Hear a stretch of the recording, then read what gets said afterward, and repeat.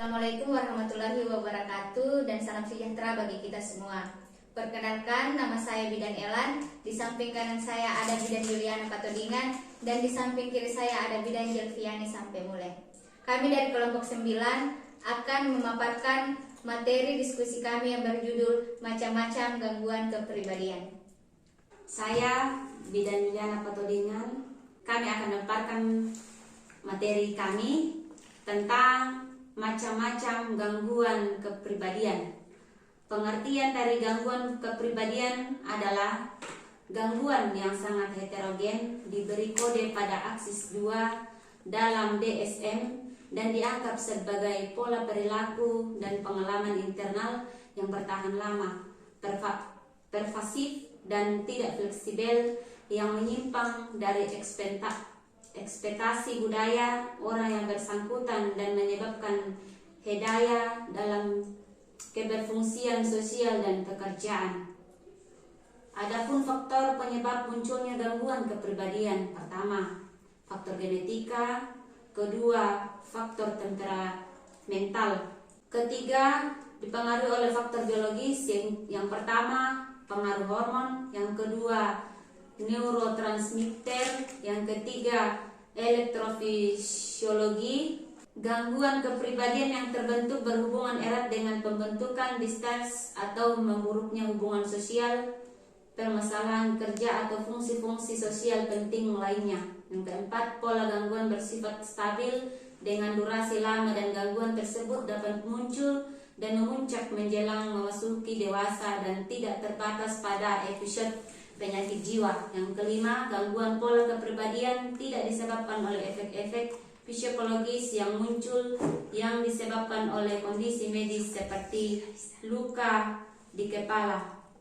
Kemudian, klasifikasi gangguan kepribadian. Pertama, para individu dan kelompok A adalah individu yang aneh atau eksentrik.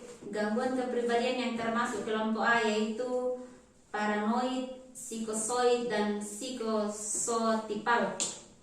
Yang kedua, mereka yang berada dalam kelompok B adalah individu yang dramatis, emosional, atau etrik. Yang ketiga, mereka yang berada dalam kelompok C adalah individu yang pencemas atau ketakutan.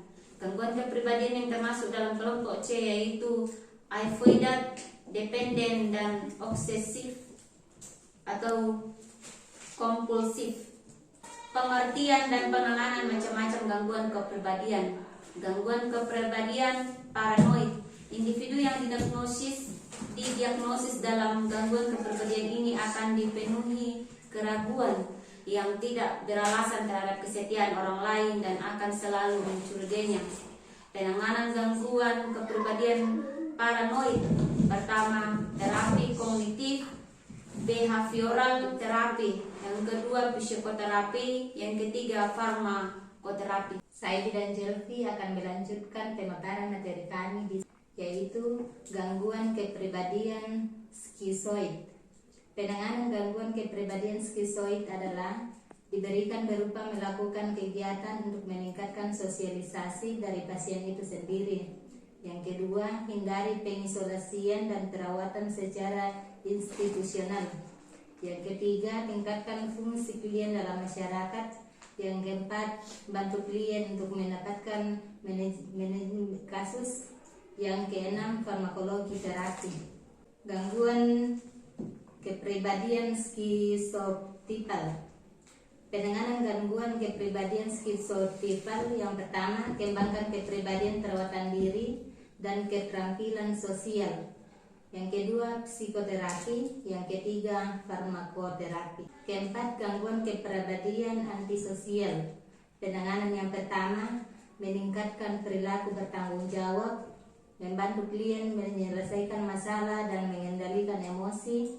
Yang ketiga, meningkatkan performa peran, mengidentifikasi hambatan untuk menjalankan peran.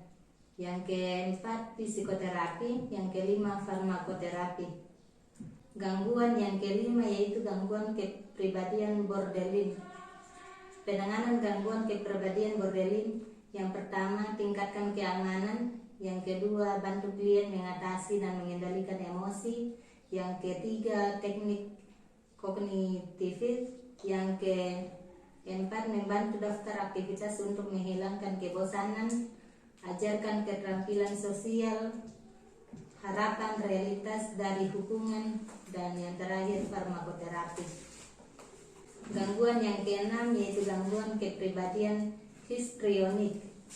Penanganan yang pertama, ajarkan keterampilan sosial. Yang kedua, berikan umpan balik faktual tentang perilaku. Yang keempat, psikoterapi. Yang keempat, farmakoterapi. Gangguan yang ketujuh itu gangguan kepribadian narsisistik. Penanganan yang pertama, pendekatan yang dilakukan untuk klien yang mengalami gangguan, yaitu pendekatan sesuai fakta. Ketiga, psikoterapi. Yang ketiga, farmakoterapi. Gangguan yang kedelapan yaitu gangguan kepribadian avoidan. Penanganan yang pertama, memberikan dukungan dan menenangkan mereka ketika mulai merasa cemas. Kedua, psikoterapi. Dan yang ketiga, farmakoterapi. Kesembilan, gangguan kepribadian dependen. Penanganan yang pertama, klien penderita gangguan ini sebenarnya akan sering mengunjungi terapi untuk menangani segala masalah. Selanjutnya, membantu klien meningkatkan perilaku asertif, menurunkan kecemasan, dan melawan keyakinan untuk tergantung pada orang lain. Psikoterapi. Dan yang penanganan selanjutnya, farmakoterapi. Gangguan yang ke-10, gangguan kepribadian obsesif. Penanganan yang pertama, terapi behavioral, psikoterapi, dan farmakoterapi.